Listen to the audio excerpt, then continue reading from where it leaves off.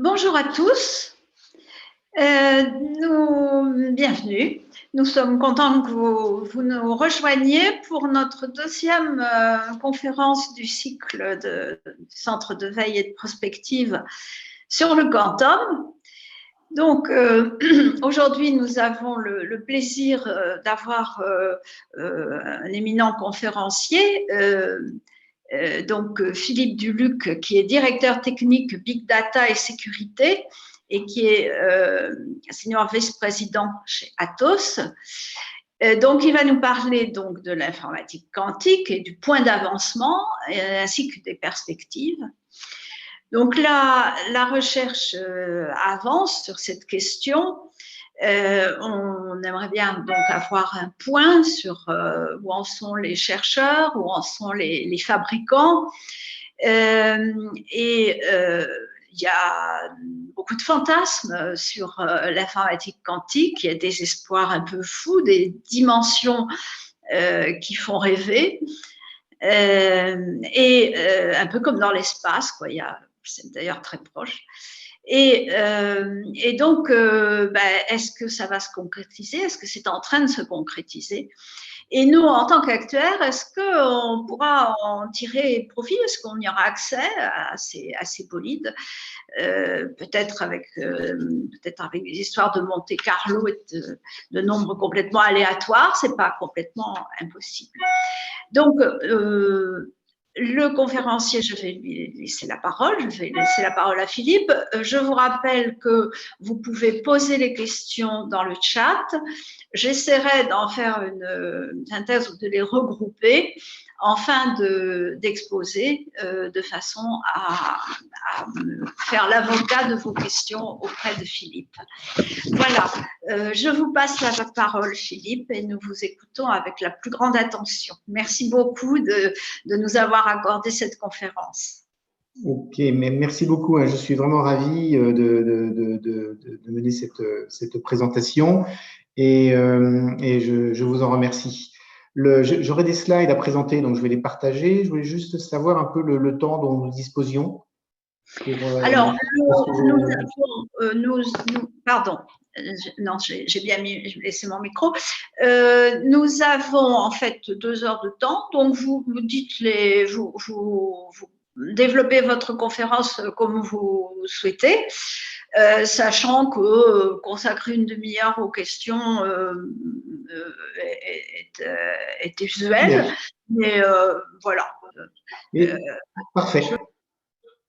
Parfait. N'hésitez pas, cela dit, à m'interrompre en cours de route si jamais il y a un sujet tout de suite qui nécessite une réaction, une demande de précision, etc. Voilà. Je voulais dire aussi que j'avais des slides très variés, en commençant par des choses un peu généralistes, un peu historiques, pour faire sentir un certain nombre de choses concernant l'informatique quantique. Donc voilà, donc c'est très varié. Donc n'hésitez pas à me faire accélérer ou à me ralentir en fonction de vos envies et de vos souhaits. Donc maintenant, je vais essayer de partager l'écran. Alors, tout l'écran, ça sera plus simple. Partagez, vous me direz si vous voyez mon… Voilà, est-ce que vous voyez mon écran? Pas encore. Pas encore. Enfin, moi, je ne vois pas. Ça n'a pas dû marcher, je recommence. Alors, partager l'écran.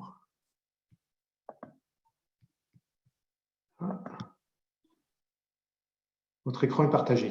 OK. Est-ce que voilà, vous voyez là, vous voyez mes slides, hein? Voilà, okay. On voit l'écran, la page de garde de votre présentation. Voilà. Parfait, très bien. OK.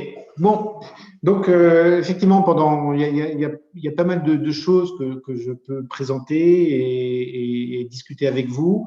Je pense qu'on peut y passer 1h30 et ensuite avoir une séance de questions-réponses. Mais encore une fois, n'hésitez pas à m'interrompre avant plutôt en cours de route si jamais c'était nécessaire. Ça rendra la présentation plus vivante.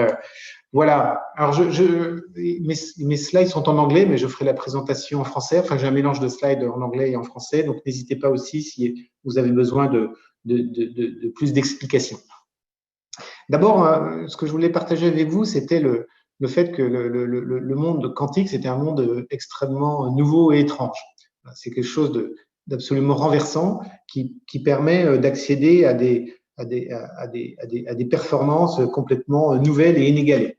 Et pour partager sur l'étrangeté du monde quantique, je reviens sur une expérience qui pourra rappeler à certains d'entre vous leurs études, c'est l'expérience des fentes de Young. C'est-à-dire quand j'envoie de la lumière sur deux fentes et que je projette ça sur un écran, eh bien j'ai des franges d'interférence. Parce que la lumière, c'était quelque chose d'ondulatoire. Et donc j'ai des franges d'interférence. Vous voyez cette succession de bandes noires et de bandes rouges sur les slides. C'est typique des ondes. Les ondes, c'est aussi le phénomène que l'on a lorsqu'on a des vaguelettes, de la houle ou des gouttes d'eau qui tombent dans l'eau.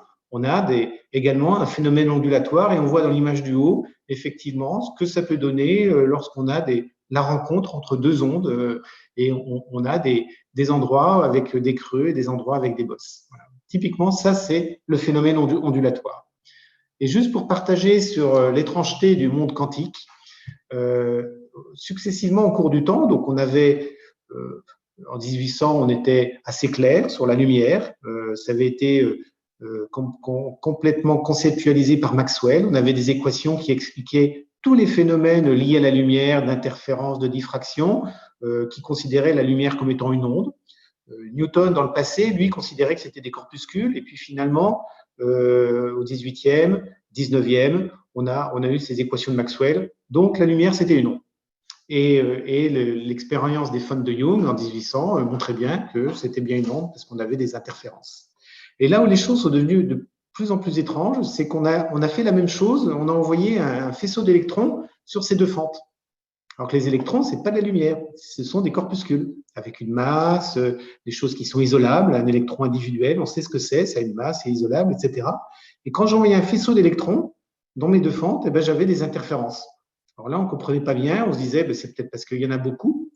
Et là, il s'est passé une chose, c'est qu'on a eu l'idée d'envoyer dans les deux fentes des électrons un par un. Et ça, c'est l'expérience du bas dans les années 1900, 1976 notamment, celle avec la photo ici. Dans mes deux fentes, avec derrière un écran, j'envoie mes photons un par un. Et quand on voit, au début, deuxième image, il y a plein de photons sur mon écran, troisième image, on ne voit rien, et quatrième et cinquième image, on commence à se rendre compte qu'il y a également des interférences. Mais ça, c'est quelque chose qui est absolument inexplicable. C'est inexplicable. Comment, en envoyant un photon un par un, j'arrive à avoir des franges d'interférence? Ça veut dire que l'électron, il a interféré avec lui-même. Ça veut dire, on ne peut même pas dire que l'électron est passé dans un trou, parce que s'il était passé dans une des deux fentes, eh bien, il y aurait plutôt, derrière mes deux fentes, sur mon écran, il y aurait deux lignes correspondant aux deux fentes. Et là, ce n'est pas le cas. On ne peut même pas dire que l'électron est passé dans un trou ou dans un autre trou. En fait, il y a ce qu'on appelle un phénomène de superposition, c'est-à-dire que l'électron, on ne sait pas dans laquelle des deux fentes il est passé. Il y a une superposition entre je passe par la première fente plus je passe par la deuxième fente. Mais on ne peut pas dire qu'il est passé par une fente ou par une autre fente. Sinon, on n'aurait pas ces franges d'interférence qui sont là. Donc ça, c'est juste pour partager avec vous ce qui fait vraiment toute l'étrangeté de la mécanique quantique, de la physique quantique. Et d'ailleurs, tous les grands scientifiques qui ont travaillé sur le quantique considèrent que cette expérience, c'est l'expérience la plus révélatrice, la plus démonstrative de l'effet quantique. Voilà. Donc, quand j'envoie une particule une par une sur mes deux fentes, eh bien, j'ai des phénomènes d'interférence. Voilà. Donc, ça veut dire que mes particules sont aussi en même temps des ondes. Maintenant, un petit peu d'histoire. Un petit peu d'histoire sur parce que le quantique a une histoire. Le premier qui est un peu l'inventeur du terme quantique, du terme quanta, c'est Max Planck. Donc, c'était un scientifique allemand qui, en 1900, d'abord, c'est intéressant de noter qu'il travaillait pour l'industrie, il travaillait pour Siemens, et puis il travaillait sur le rayonnement des ampoules électriques pour essayer d'optimiser la fabrication, augmenter la lumière, etc. Et on lui avait demandé de travailler sur la mesure du rayonnement ce qu'on appelle le rayonnement du corps noir, c'est-à-dire quand je passe l'électricité dans le filament de l'ampoule, de mesurer l'énergie qui en ressort. Et ça, c'est quelque chose qu'on n'arrivait pas à faire à l'époque. Tous les modèles qui ont été inventés n'étaient pas confirmés par l'expérience. Et de désespoir, à un moment, il a ajouté dans un des modèles existants, il a pris comme hypothèse que l'énergie était quantifiée, c'est-à-dire que l'énergie était échangée par morceaux. Et c'était quelque chose de complètement révolutionnaire, hein, c'est la quantification des échanges d'énergie entre la matière et la lumière. Et par contre, pour lui, c'était une astuce de calcul. Voilà. Et grâce à ce modèle qu'il a introduit avec les quantas d'énergie, qui a donné le nom à la mécanique quantique, hein, c'est de lui que ça vient, ça lui a donné le prix Nobel, eh bien, il estimait que c'était une astuce de calcul, sans plus. Ce n'est que Albert Einstein, le plus grand, vraiment un des plus grands génies scientifiques de nos temps, qui a découvert, lui, en 1905, qui a découvert que ce n'était pas qu'une astuce de calcul, mais que c'était comme ça que la lumière fonctionnait, que c'était la réelle nature de la lumière, c'était d'être faite également de particules. C'est-à-dire que la lumière, jusqu'à présent, avec les équations de Maxwell, c'était des ondes. Eh bien non, c'est lui, il a dit non, il y a des particules qu'on appelle les photons. Voilà. Et ça a été le premier à dire, voilà, il y a des photons, et c'est comme ça qu'on est rentré dans le concept de dualité entre les ondes et les corpuscules. Un petit peu plus tard, il y a eu un physicien français, Monsieur De Broglie, qui lui a vu l'inverse. Il a dit que les atomes, il y avait des ondes atomiques. Et donc ça a amené la première révolution quantique, c'est-à-dire une meilleure compréhension de comment ça marchait au niveau microscopique, au niveau atomique, au niveau électronique, au niveau des photons, comment interagissaient tous ces éléments, toutes ces molécules et tous ces atomes et toutes ces ondes. Ça a permis donc ça a amené la société que l'on connaît aujourd'hui, toute l'industrie de la société de l'information, l'industrie du semi-conducteur, ça vient de la première révolution quantique. C'est parce que le fonctionnement d'un transistor, c'est éminemment quantique. Il utilise notamment l'effet tunnel.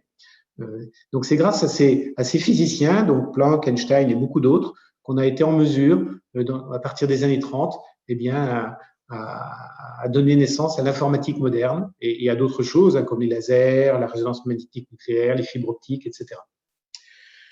Donc, on est complètement dedans, hein, et ça, c'était la compréhension des phénomènes microscopiques. Ensuite, il y a eu la seconde révolution, qui est celle qui nous intéresse, la révolution de l'informatique quantique, à partir des années 50, qui était là plus sur des comportements plutôt macroscopiques quantiques. Alors, c'est quoi l'informatique quantique? D'abord, ça recouvre beaucoup de choses. Ça recouvre le stockage quantique, ça recouvre la cryptographie quantique, ça recouvre le calcul quantique, les réseaux quantiques. Voilà, c'est toute l'informatique quantique, c'est ça. C'est l'Internet quantique, vous avez sans doute entendu parler de l'Internet quantique, les communications quantiques. Tout ça, ça vient de cette seconde révolution quantique qui repose sur deux propriétés de la matière et de la lumière. C'est la superposition. Alors, j'en ai parlé un petit peu tout à l'heure avec l'expérience des fentes de Young, en vous disant que l'électron, en fait, il passait pas par un des deux trous, il était dans un état de superposition entre je passe par le premier trou, plus je passe par le second trou, et ces deux états sont superposés, c'est-à-dire qu'ils sont exécutés ensemble. Parce que l'électron ne passe pas dans un des deux trous, il faut bien avoir conscience de cela. Parce que s'il passait dans un des deux trous, je n'aurais plus le phénomène d'interférence. Donc, il est dans un état superposé ailleurs. C'est ça toute l'étrangeté du monde quantique. Et la deuxième propriété qui est utilisée par l'informatique quantique, c'est l'entanglement en anglais, l'intrication en français, qui dit lorsque n qubits sont intriqués, ils forment un seul objet qui a 2 puissance n états. Et donc, on va aller voir un petit peu plus loin. Là, je rentre un peu plus dans le détail pour essayer de vous faire comprendre comment ça marche tout ça. Alors, un qubit, c'est quoi? Un qubit, c'est un quantum bit, c'est l'équivalent d'un bit en classique, mais là, c'est en quantique. Et ça a les deux valeurs 0 et 1. Et concrètement, qu'est-ce que c'est? Un qubit, c'est un paramètre physique, par exemple, d'un atome ou d'un électron. Alors, ça peut être, par exemple, le spin, qui est un paramètre connu de physique. Ça peut être le niveau d'énergie, c'est plus simple à comprendre, hein. Généralement, dans les atomes, vous avez plusieurs niveaux d'énergie. Vous avez le niveau d'énergie au repos, lorsque l'atome est au repos, et puis le niveau d'énergie lorsque l'atome est excité. Eh bien, on peut définir que le 0, c'est quand l'atome est au repos, et le 1, c'est quand l'atome est excité. Voilà, ça vous définit le 0 et le 1, et là, j'ai un qubit. Et quand j'ai n qubits qui sont intriqués, en fait, on peut plus les séparer. On a une superposition de 2 puissance n états, et c'est de là que vient l'accélération quantique.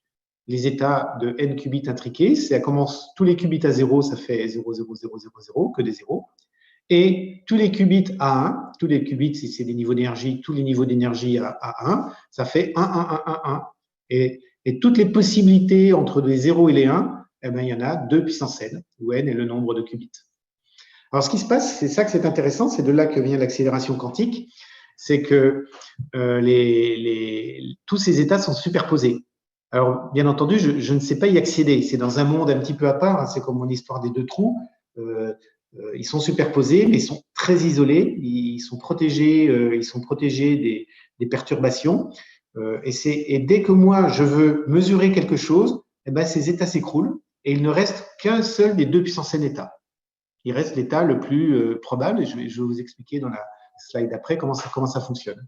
Alors, ça veut dire que, et c'est de là que vient l'accélération, en fait, j'ai n objets, par exemple 10. Imaginons que j'ai 10 qubits, j'ai 10 objets. Et pour les manipuler, pour faire des opérations dessus, je manipule ces 10 objets. Ce n'est pas très compliqué. Et par contre, en théorie, les opérations que je mène, elles sont effectuées sur 2 puissance 10 états. 2 puissance 10, ça fait à peu près 1000. Vous voyez, en actionnant 10 objets, eh ben, je peux agir sur 1000 états. Alors, n10, ce n'est pas énorme, mais si je prends n égale 50 ou n égale 60, comme en bas de la slide, 60 qubits intriqués, eh ben, 2 puissance 60, c'est aussi puissant qu'un ordinateur hexaflopique, hein, qui est un peu les ordinateurs les plus puissants qui vont arriver d'ici 2 ou 3 ans. Un ordinateur hexaflopique, c'est un ordinateur qui est capable de faire 1 milliard de milliards d'opérations à la seconde. Eh bien, 2 puissance 60, c'est plus fort que 1 milliard de milliards d'opérations par la seconde. Vous voyez, donc, et j'aurai un exemple sur la cryptographie qui vous montrera toute l'importance de ce facteur d'accélération exponentielle. Vous m'entendez toujours? Oui, il n'y a pas de problème et il n'y a pas de question encore. Non, et comme je vois que mes slides, donc voilà. Donc je poursuis. Et en fait, on dit qu'un algorithme quantique, c'est un algorithme probabilistique, et vous allez voir sur la slide suivante comment ça fonctionne tout ça. Alors là, vous avez un exemple qui permet de comparer une machine à n bits et une machine à n qubits. Alors, la machine à n bits traditionnelle, ben, en entrée, j'ai 0, 0, 0, 0, j'entre sur mes gates classiques, hein, mes portes booléennes, mes NOR, mes AND, etc. On peut démontrer que toute opération, tout calcul peut se ramener à une succession de portes à 1 ou 2 bits. Hein, c'est la logique booléenne, ce qu'on appelle la logique booléenne. Et puis, à la sortie, eh ben, j'ai mon résultat. Ça, c'est classique, hein, c'est le fonctionnement classique d'une machine classique avec des portes classiques. En qubits, eh ben, c'est très différent parce que ce sur quoi je travaille sur les n qubits, mais on a dit que ça se propageait sur des opérations sur 2 puissance n états qui étaient superposés. C'est-à-dire, dès que je faisais une opération sur un des qubits, ça bougeait mes 2 puissance n états. Alors, mes états, ils sont là, hein, ça va de 0, 0, 0 à 1, 1, 1, 1. Et en fait, chaque état, il a une certaine probabilité d'être mesuré. Donc là, dans la position de départ, j'ai l'état numéro I, il a la probabilité P indici d'être mesuré. Voilà. C'est-à-dire, si je mesure, donc on va regarder tout de suite ce que ça donne, la mesure. Voilà, je fais une mesure. Pour le bit quantique, pour le bit classique, ça ne change rien. Voilà, je le mesure, je regarde ce qu'il y a dans mon registre. Pour le bit quantique, c'est très différent parce que quand je mesure, je casse toute cette superposition auquel je n'accédais pas. Je la casse, c'est ce qu'on appelle l'écroulement de la fonction d'onde, je la casse, et il n'en reste qu'un seul état. Et là, en l'occurrence, c'est le 0, 0 qui se termine par 1. Et cet état, il a la probabilité Q2. Et donc, comment est choisi l'état au moment où je fais la mesure? Eh ben, c'est une loi de probabilité, hein, entre de probabilité Q indici, et voilà, c'est des tirages. Donc, alors, qu'est-ce que c'est qu'une quantum gate maintenant? Alors, une quantum gate, on peut démontrer de la même façon qu'en logique booléenne, on peut toutes les opérations, on peut les ramener à des portes quantiques à 1 ou à 2 qubits. Voilà. C'est un peu la même chose que la logique booléenne. Et qu'est-ce que c'est qu'une porte quantique? Qu'est-ce que c'est qu'une porte quantique? C'est une opération physique. Alors, je vous donne un exemple. Vous voyez, par exemple, je vais vous donner l'exemple de la porte de Hadamard, qui est la porte la plus simple qui existe. Je pars d'un seul qubit. Un seul qubit qui est à 0, c'est-à-dire je prends un atome qui est un niveau d'énergie au repos. Il est au repos. Donc, on sait que c'est 0. Eh bien, la porte quantique d'Hadamard, on va envoyer un coup de laser sur l'atome et je vais lui envoyer comme coup de laser, je vais lui envoyer exactement l'énergie qui est intermédiaire entre son énergie de repos et son énergie excitée, c'est-à-dire à la moitié.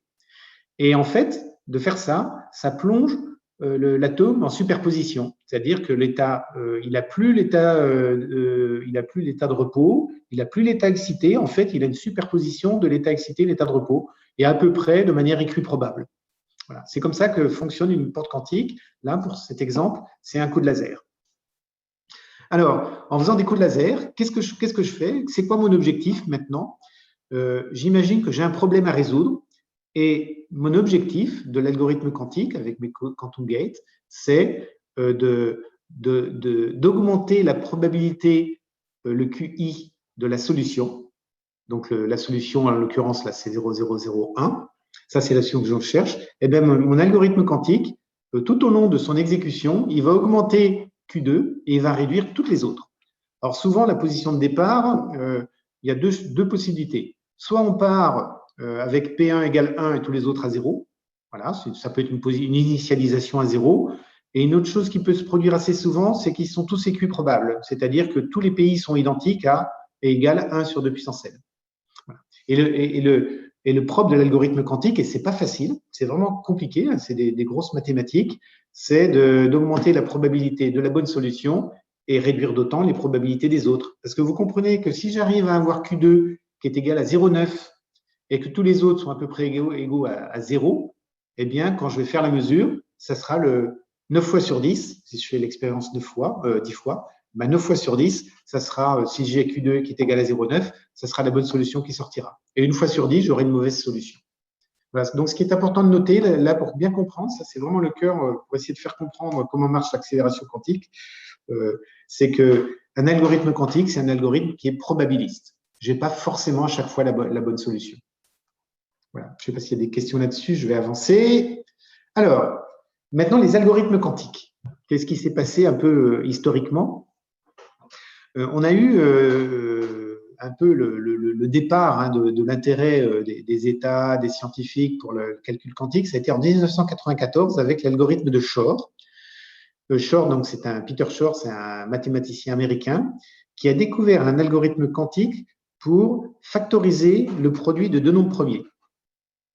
Ça, ça a été très, très, très important parce que c'est la première fois que quelqu'un démontre un algorithme qui exploite l'accélération exponentielle parce que le factoriser un produit de deux nombres premiers, c'est une complexité qui est exponentielle. Et donc, je vais vous donner un exemple sur la suite.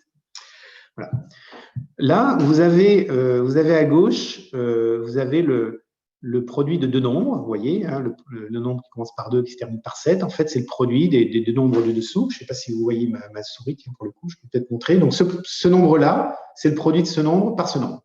Et en fait, ce produit-là, c'est le record du monde de factorisation. C'est le RSA 829, avec 829 bits. Il a été factorisé en 2020. Et il a été factorisé en utilisant l'équivalent de 2700 années de CPU sur des dizaines de milliers de machines pour faire tourner un algorithme de factorisation qui s'appelle NFS, qui a une complexité exponentielle. Donc, vous voyez, c'est quand même, on voit ces chiffres, on n'est pas très impressionné. Oui, on pourrait éventuellement faire la vérification, faire la multiplication de ces deux nombres, trouver qu'on trouve celui-ci. Bon, ce sera un petit peu compliqué, mais c'est faisable à la main. L'inverse, la factorisation, c'est inaccessible. Donc, les précédents records, c'était en 2010, on avait le RSA 768. En 2019, on a eu le RSA 795 et le RSA 829 en 2020, en mettant énormément de moyens. Et ça, pourquoi c'est important? C'est que la sécurité de la cryptographie, Mais ça, dans le domaine, je pense que c'est un domaine qui doit vous intéresser, donc la cybersécurité, le décryptement et la cryptographie. Aujourd'hui, couramment, on utilise le RSA 1024 bits. Eh bien, pour bien comprendre ce que c'est que cette complexité exponentielle, la complexité de factoriser le RSA 1024, c'est égal à la complexité de factoriser le RSA 829, celle qu'on a là, fois 10 puissance 57. Donc, c'est énorme. On a encore une énorme protection du RSA qu'on utilise aujourd'hui par rapport au RSA qu'on a réussi à factoriser. 10 puissance 57. Est-ce que vous pourriez expliquer un tout petit peu plus c'est un point très, très important et très intéressant. Alors déjà, le RSA, c'est quoi? Alors, le RSA, c'est un algorithme de cryptographie asymétrique. C'est celui qui fait l'objet des concours, etc., et qui fait des normes après au niveau international? Oui, oui, absolument. Le RSA, c'est une norme internationale. En fait, il y a deux sortes de cryptographie. Il se trouve que moi, j'ai commencé ma carrière en faisant de la crypto, donc je pourrais vous en parler avec plaisir. Il y a la cryptographie symétrique. Dans la cryptographie symétrique, il faut que A et B, donc on va les appeler Alice et Bob, il faut qu'ils se rencontrent et qu'ils échangent une clé. Et ensuite, je chiffre avec la clé, Alice chiffre avec la clé, et Bob reçoit le message chiffré et il déchiffre avec la clé qu'il a échangé avec Alice. Ça, c'est facile. Ça s'appelle la cryptographie symétrique. La cryptographie asymétrique, donc ça a été inventé par Rivest, Shami et Radelman, qui sont trois mathématiciens américains, RSA, ça fait RSA. En fait, Alice et Bob n'ont pas besoin de se rencontrer. Il y a le concept de clé publique et de clé privée. C'est-à-dire qu'Alice, il a un couple, une clé privée et une clé publique, et Bob, il a un autre couple, une clé privée et une clé publique. Et Alice, pour envoyer un message chiffré à Bob, elle doit utiliser la clé publique de Bob. Donc, elle chiffre avec la clé publique de Bob, qui est connue parce qu'elle est publique, donc il y a des annuaires. Donc, Alice n'a pas besoin de rencontrer Bob pour échanger une clé. Vous comprenez? Elle regarde juste la clé publique de Bob, elle chiffre avec cette clé publique, Bob reçoit le message chiffré et lui, il utilise sa clé privée pour déchiffrer. Et sa clé privée, il est le seul à l'avoir. En fait, tout ça repose sur le fait que je chiffre avec une clé et je déchiffre avec une autre clé. Et la sécurité de ce mécanisme, il est lié à ce qu'on appelle des fonctions trappes, c'est-à-dire une fonction facile dans un sens, donc là, c'est la multiplication, et très difficile dans l'autre sens. Et très difficile, là, c'est la factorisation. Mais la sécurité du RSA repose sur la difficulté à factoriser. L'opération qui est choisie, la fonction trappe qui est choisie dans le RSA, c'est la multiplication et la factorisation. Il y en a d'autres. Il y a la racine carrée, il y a des courbes elliptiques. Mais l'algorithme de Shor, lui, permet de décrypter le RSA. Je ne sais pas si ça a répondu à votre question. Oui, tout à fait.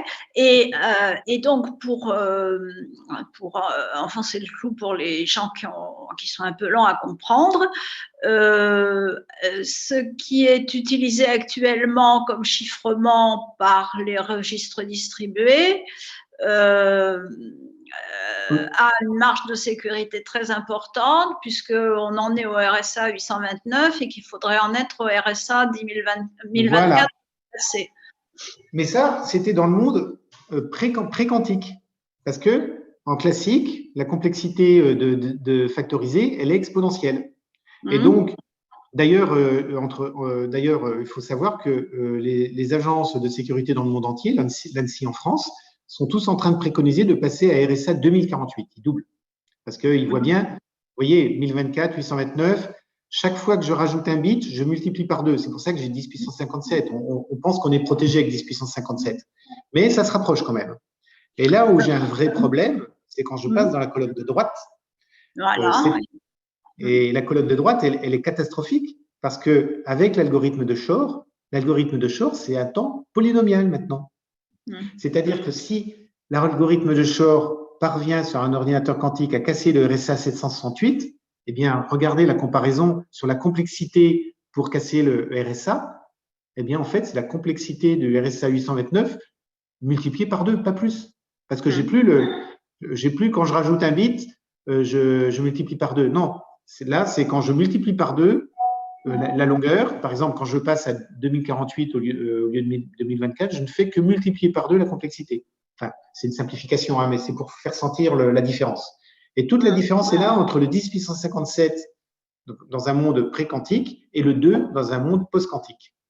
Donc, ça veut dire qu'il y a un énorme risque avec un impact très fort, parce que l'algorithme de Shor, il décrypte non seulement le RSA, mais la plupart des algorithmes asymétriques, c'est-à-dire tous les algorithmes qui nécessitent, qui marchent sur ce couple de clés publiques, clés privées. Alors l'impact est très fort parce qu'on n'arriverait plus à communiquer. On serait obligé de revenir à l'ancien temps où on devait se rencontrer pour échanger une clé commune. Heureusement, la probabilité est très, très, très faible parce que l'hypothèse qu'on a un petit peu oubliée dans cette discussion, purement mathématique, l'hypothèse, c'est qu'il faut qu'il existe un ordinateur quantique et on en est très, très, très loin. Donc la probabilité est très, très faible, mais cela dit, c'est pour ça que la communauté de cryptologues du monde entier s'est quand même mobilisée sur le sujet pour travailler sur des algorithmes qui vont résister à l'algorithme de Shor. Donc, impact très élevé, mais probabilité très très faible. Donc, on n'a pas à s'inquiéter. Dans 2-3 ans, on aura des standards, ce qu'on appelle les standards de cryptographie post-quantique, qui sont de la crypto classique, mais qui résistera à l'algorithme de Shor. Donc, on peut avoir des crypto-monnaies, et la banque peut créer des crypto-monnaies, tout ça, ça t'intéresse. Moi, c'est en tout cas ma certitude sur le sujet par rapport aux menaces quantiques. Très bien. Vous voyez, mais la probabilité n'est pas nulle. Attention, il y a toujours ce petit risque. Si ça se trouve, un génie dans un coin, dans les services secrets américains ou services secrets chinois, trouver quelque chose qui permet de… Vous voyez, on n'est pas complètement à l'abri non plus. Il y a toujours il y a des as partout de chiffrement. Il y en a même dans le nord de l'Europe, dans des pays qui sont… Partout. Dans les concours, là, il y en a qui ont remporté les concours qui n'étaient pas américains ni chinois, non? Ah ben, vous avez raison. D'ailleurs, l'AES, l'algorithme symétrique que tout le monde utilise, il a été normalisé par le NIST. Il a été lancé suite à un call du NIST, qui est l'organe de normalisation américain. D'ailleurs, c'est aussi le NIST qui est en train de préparer les standards post-quantiques. Eh bien, l'AES, qui est l'algorithme le plus répandu dans le monde de cryptographie symétrique, ben, c'est un algorithme belge. Ça, on l'oublie. Ça vient de l'université de Louvain. C'est un algorithme européen qui a été normalisé par les Américains, et c'est l'AES que tout le monde utilise. Voilà. Et donc, le NIST est en train de sortir effectivement ces algorithmes post-quantiques. Mais ce que je vous disais ça juste pour vous dire que la probabilité était très, très, très, très, très, très faible, mais elle n'était pas nulle. Parce que Shor a montré qu'il existait une voie. Voilà. Donc, ensuite, c'est une gestion de risque. On fait Pardon ? Je dis, on a fait un petit détour, mais qui nous intéresse. Non, mais je pensais que ça vous intéressait. Je pensais que ça vous intéressait. Et puis, c'est pour nous une des raisons pour lesquelles on est rentré dans le quantique. Parce que il y a une deuxième disruption. Ça, c'est la première disruption du quantique. C'est la disruption sur les attaques quantiques de la cryptographie. Et la deuxième disruption qui nous intéresse, c'est la disruption du calcul. Alors, je change rapidement là-dessus. Pour vous dire, vous savez qu'Atos est fabricant de supercalculateurs. On est le seul Européen à fabriquer des supercalculateurs. Les seuls autres pays qui en fabriquent, c'est la Chine, le Japon et les États-Unis. Il n'y en a pas d'autres. Donc, voilà, c'est une industrie de souveraineté en Europe, ce que l'on fait. Et en fait, je vous ai dit tout à l'heure qu'on arrivait à l'hexaflopique. Donc, dans 2, 3 ans, 4 ans, on n'en est pas loin. Aujourd'hui, on est à la moitié. On aura des ordinateurs qui feront 1 milliard, 2 milliards d'opérations à la seconde. Et par contre, ça devient difficile aujourd'hui pour accélérer les calculs. Pourquoi? C'est parce qu'on a une observation qui marchait très bien jusqu'à présent, qu'on appelle la loi de Moore, de Moore's Law, qui dit que tous les 18 mois, la puissance accessible d'un supercalculateur, elle double, tous les 18 mois, parce que les chips sont de plus en plus denses, etc. Mais le problème qu'on rencontre, c'est qu'aujourd'hui, l'écartement entre 2 pistes sur un chip, il se rapproche des dimensions atomiques. Aujourd'hui, on est dans les technos de 10 nanomètres. C'est la figure qu'il y a à droite. Aujourd'hui, on est à 10 nanomètres à peu près. La plupart des ordis, ils sont à 16 nanos, 20 nanos, voire 30 nanos pour les vieilles générations. IBM et quelques autres commencent à travailler sur des systèmes à 7 nanos, 5 nanos, mais il y a 0,3 nanomètres entre 2 atomes de silicium. 0,3 seulement. Donc, c'est-à-dire qu'il y a 30 atomes de silicium dans 10 nanomètres. Donc, ça veut dire que quelque part, on va arriver aux limites parce qu'on arrive aux dimensions atomiques et on va plus pouvoir faire de calcul grâce à des problématiques de taille et de phénomènes quantiques, puisque dans une piste dans laquelle circule le courant, elles doivent être isolées. Si elles sont plus isolées, ben, ça ne marche plus. Donc, on arrive aux limites de la loi de Moore, et ça veut dire qu'il faut trouver d'autres façons d'accélérer les calculs. Et c'est un peu pour ça qu'on a lancé le programme Atos Quantum, pour les deux raisons suivantes. C'est qu'on est leader en cyber et qu'on avait une responsabilité par rapport à nos clients qui nous posaient des questions sur les attaques quantiques. Et la deuxième raison, c'est que on est leader en supercalculateur et donc on est obligé de travailler sur les accélérations quantiques parce que c'est peut-être la seule voie pour accélérer les calculs et que si on ne le fait pas et que nos concurrents le font, on va se retrouver, on va perdre notre position de leader. Donc, c'est des raisons business qui ont décidé, Thierry Breton a lancé le programme Atos Quantum. Alors, Atos Quantum, qu'est-ce qu'on a fait? Trois choses. Moi, j'ai fait partie de ceux qui étaient à l'origine de ce programme, qui l'ait initialisé. On a lancé trois choses. Ça a été lancé en 2016, donc poussé par Thierry Breton, parce que c'est un programme de disruption dans lequel, quand on l'a lancé, c'était une dépense sur laquelle on ne voyait pas forcément de retour sur investissement immédiat. Voilà. Donc, c'était un peu une dépense. Donc, dans les entreprises, c'est dur de lancer des programmes dans lesquels on ne voit pas de retour sur investissement immédiat. Donc, on l'a lancé pour les deux raisons que j'ai expliquées. Donc, on a commencé par se faire aider. Donc, on a constitué un conseil scientifique avec des gens prestigieux. Donc, à côté de Thierry Breton, à droite, on a Serge Haroche, un prix Nobel de physique. Donc, il y en a 3 en France, de prix Nobel en quantique. Donc, il y a Serge Haroche. À côté de Serge Haroche, on a Alain Aspect, qui est vraiment très connu en quantique. C'est lui qui a notamment démontré, qui a expérimenté pour le phénomène d'intrication quantique. Voilà, mondialement, c'est lui le premier qui a montré que l'intrication quantique existait par ses expériences. On a Cédric Vinani à gauche de Breton qui nous a un petit peu aidé tant qu'il avait de la disponibilité avant d'être parlementaire, parce qu'après, pour des raisons éthiques, il a pu nous participer à ce conseil scientifique, et quelques autres. Et donc, ce conseil, on le réunit tous les ans et il nous aide. On lui présente nos roadmaps, nos idées, il nous challenge, il nous aide. C'est vraiment extrêmement utile d'avoir ce conseil scientifique. Ensuite, on a également mis en place une équipe. Donc, dans notre centre de recherche des Clés-sous-Bois en région parisienne, on a bâti une équipe quantique d'une vingtaine de personnes. Donc, avec un mélange très, très intégré, parce que c'est multi-technologie, de mathématiciens, de physiciens et d'informaticiens. Voilà. Et enfin, on a défini un programme de travail qui est là. Et ça, c'est un petit peu notre programme de travail qu'on a établi en 2016, mais qui est toujours valide aujourd'hui. Le premier truc qu'on a fait, c'est de dire, contrairement à tous les autres, ça c'était en 2016, qui étaient tous en train d'investir sur la physique, sur ce qu'on appelle le hardware quantique, donc les qubits.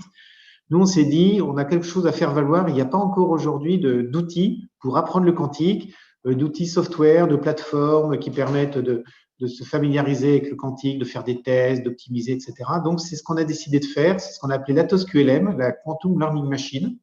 Donc, c'est un serveur, c'est une appliance hardware sur laquelle on peut programmer des algorithmes quantiques, on peut les tester, on peut les simuler. Et comme on les simule, comme vous avez vu qu'il y avait une explosion combinatoire, parce que quand j'ai n qubits, il faut simuler 2 puissance n états, c'est compliqué. Donc, on est limité par le nombre de qubits. Donc, on est limité à 40 qubits, 41 qubits sur la QLM. Donc ça, c'est notre machine. J'ai une slide qui l'expliquera après. Deuxième volet.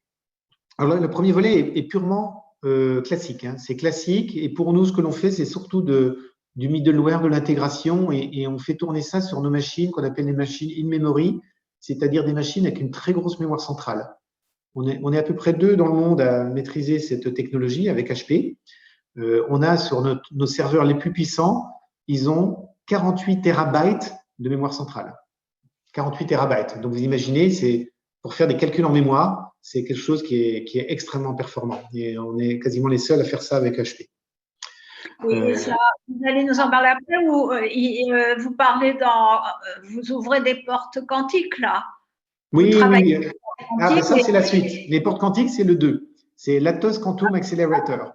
Alors, dans le 1, vous parlez comment les algorithmes parlent en quoi?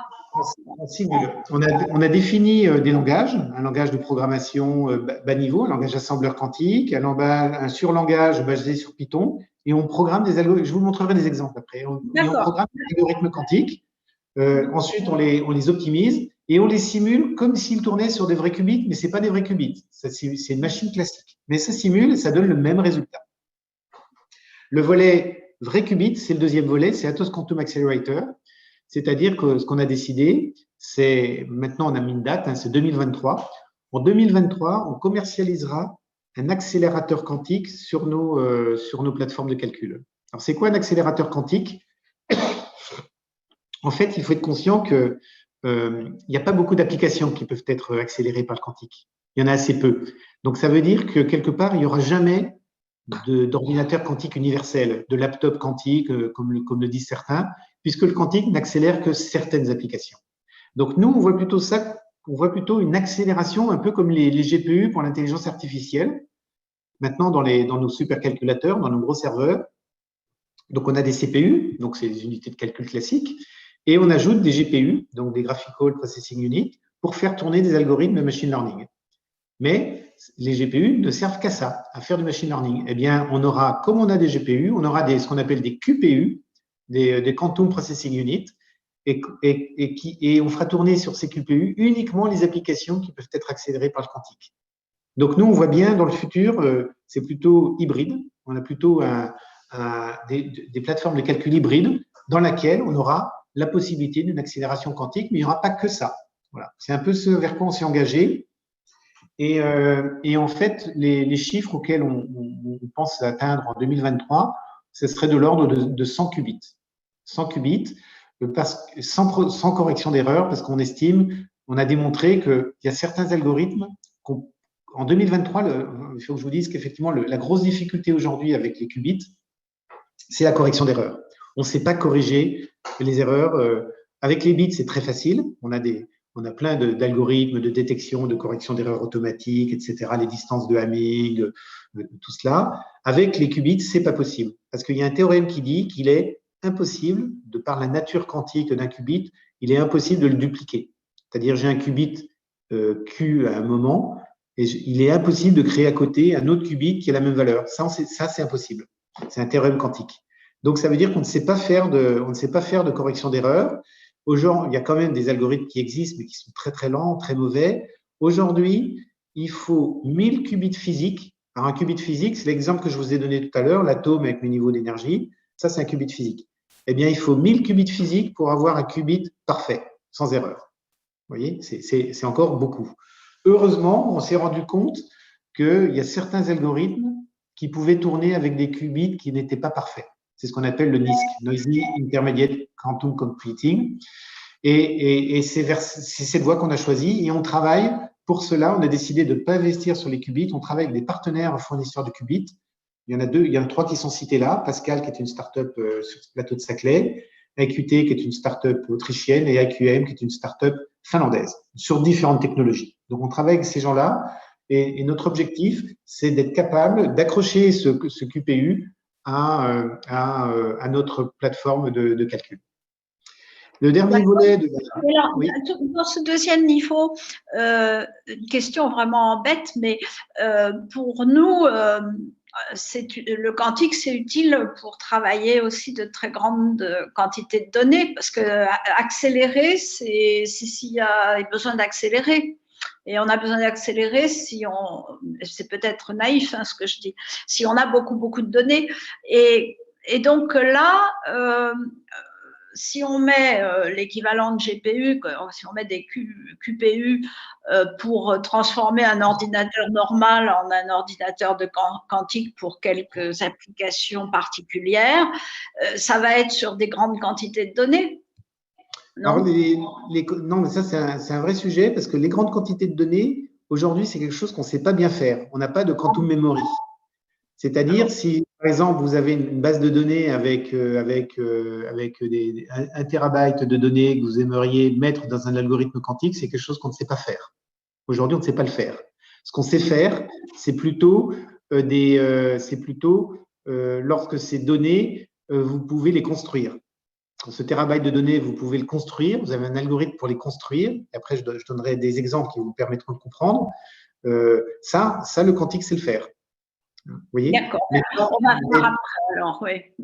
Ouais. Non, mais je pose des questions qui ne viennent pas au bon moment. Je ne vous laisse pas parler suffisamment. Non, il n'y a pas de souci. Au contraire, c'est toujours intéressant de réagir. Et le dernier volet, mais ça, c'est pas le sujet aujourd'hui, nous, on a décidé de partir sur la partie post-quantique et on s'aligne avec le call du NIST pour les standards post-quantiques. Et nous, on se prépare à intégrer ces standards qui vont sortir d'ici 2-3 ans, qui sont donc des standards classiques, mais dont on a démontré qu'ils résistent aux attaques quantiques et on se prépare à les intégrer dans nos équipements de cybersécurité. C'est le troisième volet. Voilà notre machine QLM. Donc, c'est un serveur qui commence avec, vous voyez en bas, il y a juste un rack pour faire 30 qubits, pour s'amuser avec 30 qubits, et une armoire complète pour faire 40 qubits, parce qu'à chaque fois que je rajoute un qubit, vous l'avez compris, je multiplie par 2 la complexité.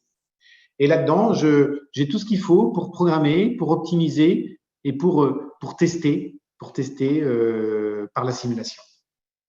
Alors, je ne résiste pas au plaisir de montrer un peu nos clients. Aujourd'hui, cette QLM, qui est un produit commercial, elle n'a pas d'équivalent sur le marché. On l'a sortie en 2017. Et ben aujourd'hui, il n'y a toujours pas de concurrent commercial qui fait la même chose.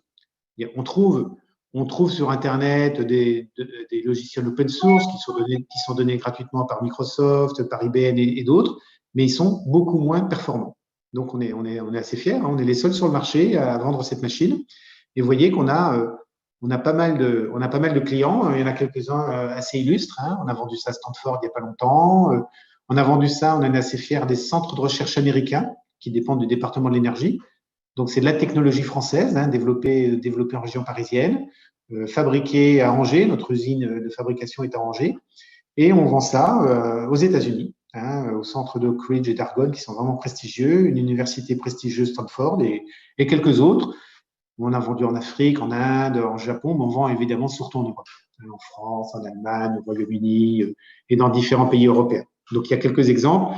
Donc, les gens qui achètent, c'est principalement des universités, plutôt pour la partie éducation, pour les étudiants, etc., pour apprendre le quantique.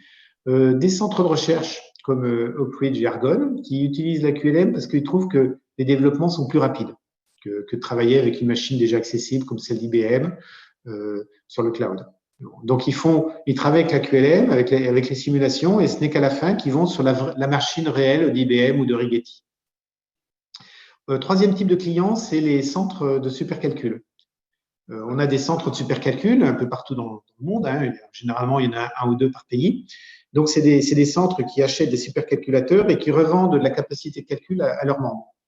Eh bien, la plupart de ces centres partagent la même opinion de dire que le calcul quantique sera peut-être le futur du supercalcul. On n'en est pas encore sûr, mais ça sera peut-être le futur. Et donc, ils permettent à leurs membres de commencer à se préparer en leur vendant des prestations de type QLM. Et la dernière catégorie, qui est peut-être la plus importante pour nous, d'un point de vue, business, pour développement de l'activité, c'est qu'on commence à voir des utilisateurs finaux comme Total ou Bayer, donc des entreprises qui ont développé une petite équipe, une expertise quantique avec une petite équipe d'experts en quantique qui commencent à travailler sur l'accélération de leurs applications métiers. Voilà. Alors, dans le domaine des actuaires, le seul que je puisse citer, on a une expérience de ce genre-là avec HSBC. HSBC, donc, travaille avec la QLM au Royaume-Uni. Donc, c'est la seule banque qu'on a. On a plutôt des gens dans le domaine de la chimie, dans le domaine de l'énergie. Alors, on a, voilà. Et donc, oui, donc ces gens-là utilisent la QLM ils sont tous en train de travailler pour se préparer. On est encore, tous ces sujets de calcul quantique sont encore dans les labos. On est encore dans l'apprentissage, on est encore dans la préparation, il n'y a encore rien en production. Nous, on pense que ça ne sera pas avant 2023, mais les choses vont quand même arriver assez vite. Donc là, je passe peut-être un peu vite parce que je rentre dans des détails un petit peu sur les différents types de simulations. En fait, dans notre QLM, on a 3 types de simulations. Pour ceux qui ont entendu parler de D-Wave, qui est un peu le premier à avoir vendu du calcul quantique, lui travaille sur ce qu'on appelle le quantum annealing, le recuit simulé quantique. Donc, c'est une capacité qu'on a ajoutée à notre QLM l'année dernière. Et il y a d'autres gens qui travaillent sur la simulation analogique. C'est aussi une capacité qu'on a rajoutée dans notre QLM l'année dernière. Sinon, ce qu'on appelle le digital quantum computing, c'est vraiment ce que je vous ai expliqué avec les portes. Voilà, c'est vraiment le fonctionnement qui est très similaire à des circuits de logique booléenne. avec un registre que j'initialise, que je fais passer dans des portes et sur lequel j'ai ensuite un résultat. Ça, c'est le 1. Alors, les différentes technos qui existent et qu'on est capable aujourd'hui qu'on a comme ambition de pouvoir simuler sur notre simulateur, parce que notre simulateur ne simule pas que le comportement, j'aurai un exemple, il ne simule pas que le comportement mathématique. Il prend en compte les caractéristiques physiques des différentes technologies, parce que les différentes technologies n'ont pas les mêmes caractéristiques physiques. Il y a trois caractéristiques qui sont importantes pour un simulateur, pour une technologie quantique de hardware. La première, c'est la rapidité, c'est-à-dire est-ce que les opérations sont rapides ou pas. Je vous ai donné l'exemple du laser sur l'atome.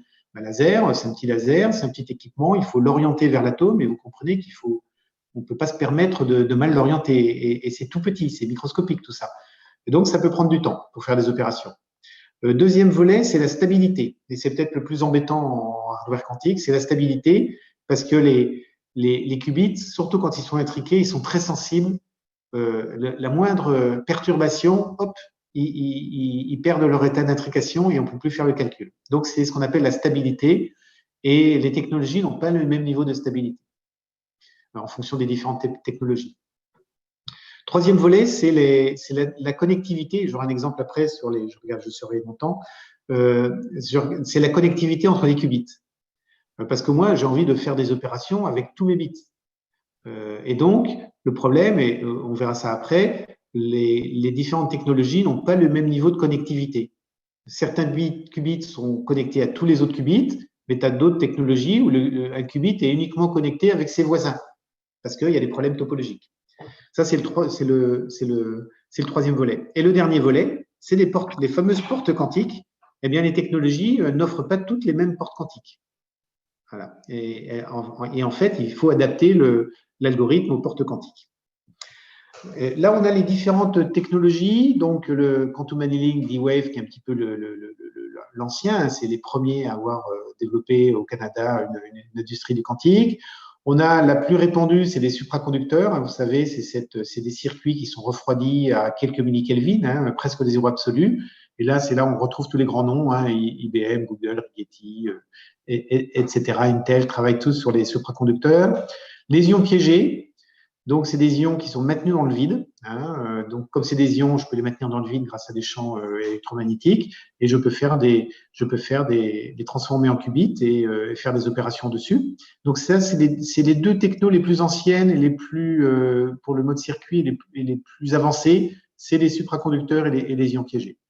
Ensuite, il y a quelque chose qui est très lointain dans le temps, c'est des qubits topologiques qui reposent sur l'utilisation d'une particule dont on vient à peine de démontrer l'existence. Donc, ça s'appelle la quasi-particule de Majorana.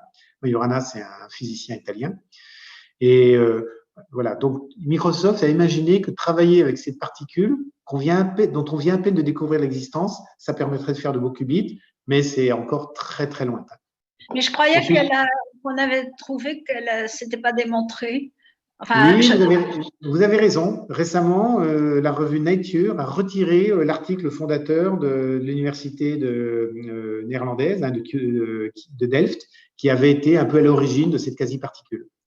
Mais Microsoft n'a pas dit qu'ils arrêtaient, donc ils continuent. Microsoft continue, mais c'est vrai que Microsoft travaille en partenariat avec l'université de Delft, et c'est eux qui ont découvert cette quasi-particule.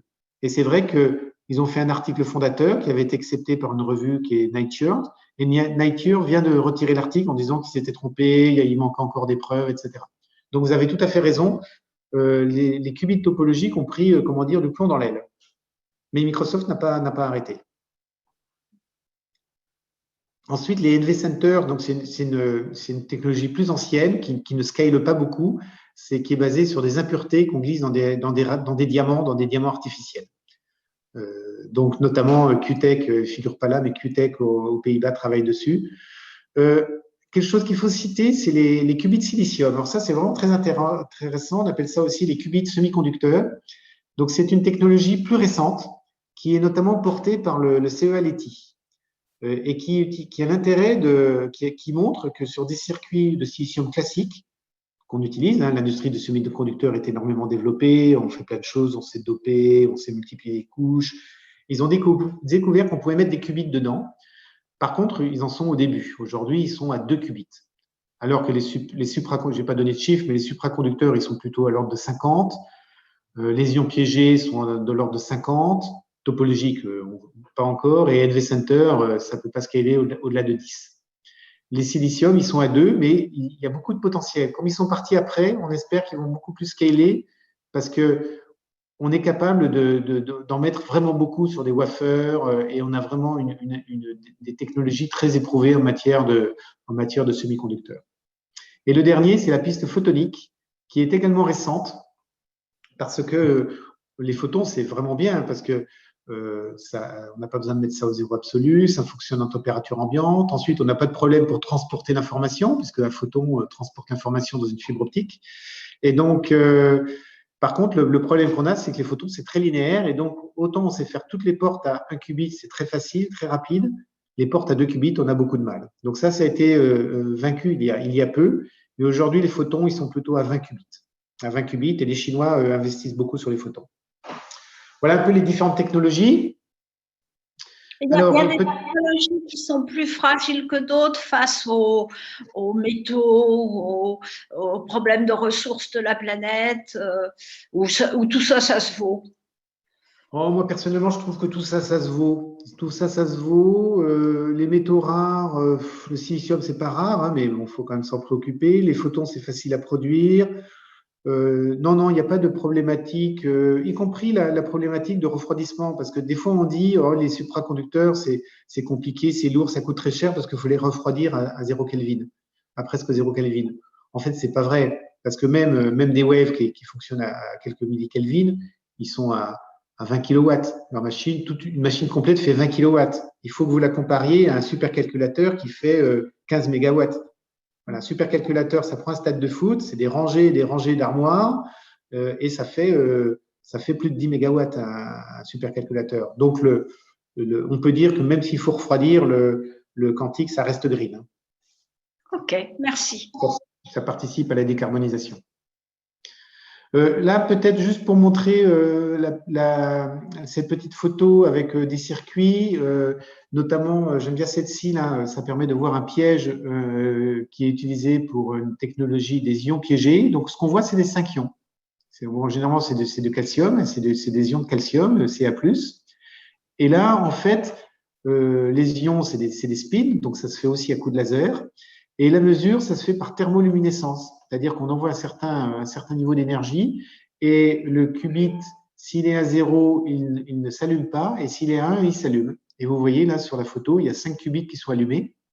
Ils sont donc on a 1, et ça permet de voir un petit peu la taille. 0,2 mm, ça vous montre la petitesse de ce truc-là, mais ça marche quand même. Et la mesure se fait ensuite avec une caméra CCD qui mesure si l'ion est allumé ou pas allumé, si c'est 1 ou 0. Et en bas, on a un circuit qui est plus classique, qui est le circuit supraconducteur. Maintenant, je voulais vous parler revenir un peu sur les sujets pour bien faire comprendre, sur les sujets de connexion, d'interconnexion. Bon, d'abord, je reviens sur ce que je vous ai dit, hein, les principales technologies, c'est les ions piégés, les supraconducteurs. Le semi-conducteur est en train d'arriver, mais encore un petit peu en retard. C'est ce que je vous disais tout à l'heure, les différents volets, hein, les performances des algorithmes dépendent de la connectivité et des gates qui sont disponibles avec la technologie. Ça dépend de la stabilité et ça dépend de la vitesse. Et nous, ce qu'on a fait, c'est qu'on a intégré effectivement ces différents facteurs, hein, pour être capable de simuler, de prendre en compte dans la simulation tous ces différents effets. Là, vous avez un exemple sur à droite sur 5 qubits avec différentes interconnexions. En haut, c'est la meilleure. Chaque qubit est connecté avec tous les qubits.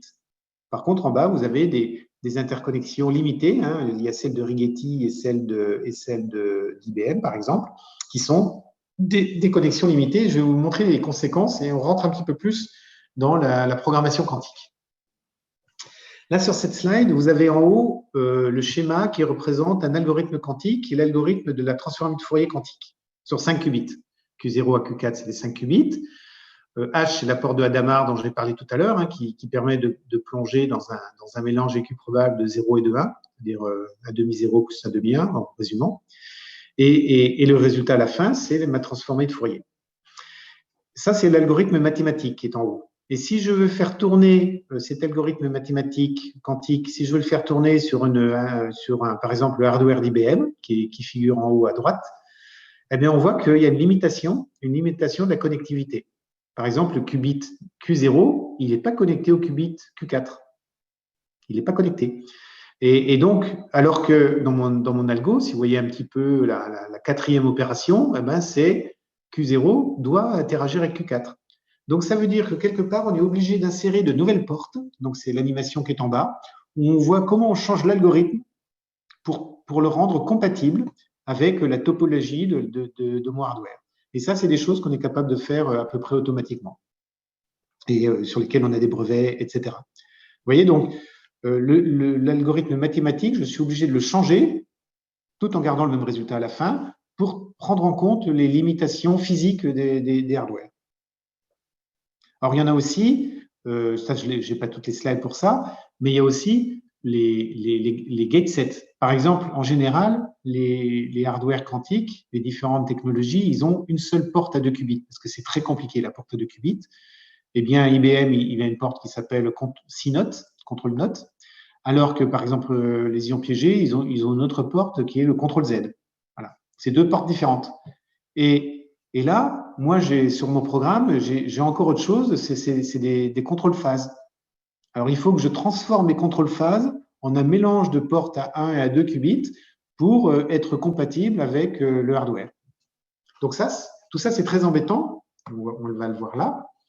Là, c'est très embêtant parce que ça modifie, ça rajoute des instructions dans mon programme. Et pourquoi c'est embêtant? Parce que plus j'ai des instructions, plus c'est long et plus c'est sensible au bruit.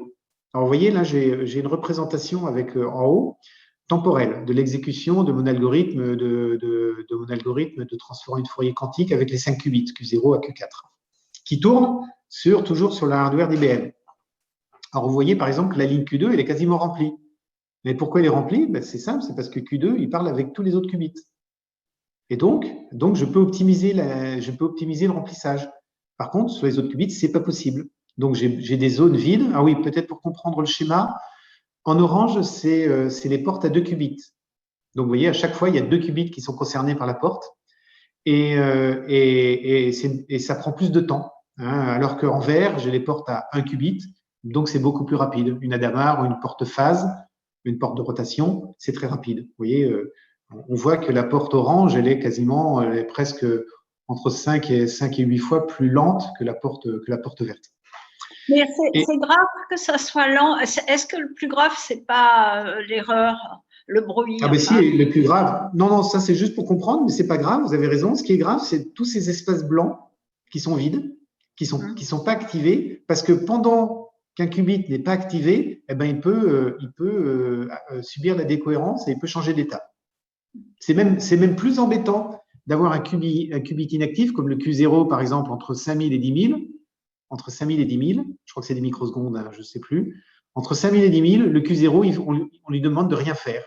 Donc, ça veut dire qu'il a toute une période pendant laquelle il risque de se désexciter. Donc, ça, le plus grave, c'est les passages en blanc. Et le fait qu'en orange, c'est un peu plus long que vert, vous avez raison, c'est pas grave du tout. Par contre, ce qui est grave, c'est que quand j'ai tous ces blancs, eh bien, ça a allongé mon circuit. Alors que si j'avais un circuit avec une meilleure interconnexion, eh ben, peut-être que je m'arrêterais déjà à 7500. Et si je m'arrête à 7500, eh ben, c'est peut-être meilleur en termes de bruit. Parce que peut-être que mon écroulement, ma stabilité dans le temps, elle est à 1250.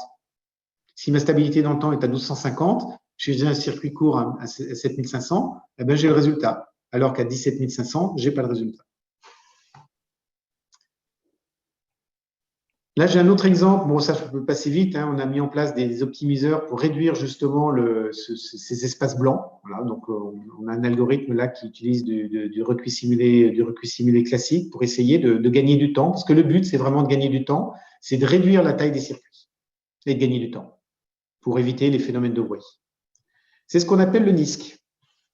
Le NISQ, je vous en ai parlé tout à l'heure, ça a été théorisé, ça a été introduit en 2017 par John Preskill du Caltech, et qui dit que c'est ce que je vous disais tout à l'heure, un noisy intermediate quantum computing, intermediate scale, ça veut dire qu'on n'a pas besoin forcément de qubits parfaits, on a du mal à faire aujourd'hui, pour faire tourner des algorithmes. Il existe certains algorithmes qu'on appelle des algorithmes variationnels ou des algorithmes hybrides qui sont capables de tourner sur des qubits non corrigés, en petit nombre, et de trouver des bons résultats. Par contre, l'éventail d'applications se réduit. En fait, il y a deux applications phares sur le NISC, et c'est ce qu'on vise en 2023. Le premier, alors ça c'est vraiment très loin de vos activités, c'est la chimie quantique, c'est la simulation de molécules. Voilà, ça c'est le premier, c'est l'algorithme VQE. Par contre, le deuxième peut peut-être vous intéresser, c'est l'optimisation combinatoire. C'est le problème des voyageurs de commerce, c'est de travailler dans des graphes, de trouver des distances minimales. On peut faire aussi de l'optimisation combinatoire pour faire du machine learning. On a par exemple un algorithme qui peut être utilisé pour faire du clustering. Voilà, pour faire de l'IA. Et je pense que ça marche également pour les Monte-Carlo quantiques. Voilà, là je voulais juste peut-être illustrer, on a développé, ça permet d'illustrer un peu un problème d'optimisation combinatoire. C'est le problème des voyageurs de commerce.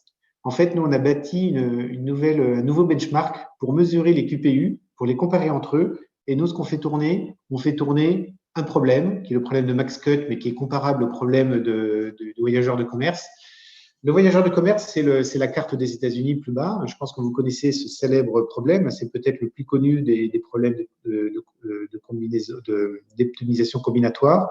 J'ai un voyageur de commerce qui doit relier 20 villes aux États-Unis et il faut trouver, il doit passer qu'une fois une seule dans chaque ville et il faut trouver la distance totale la plus petite.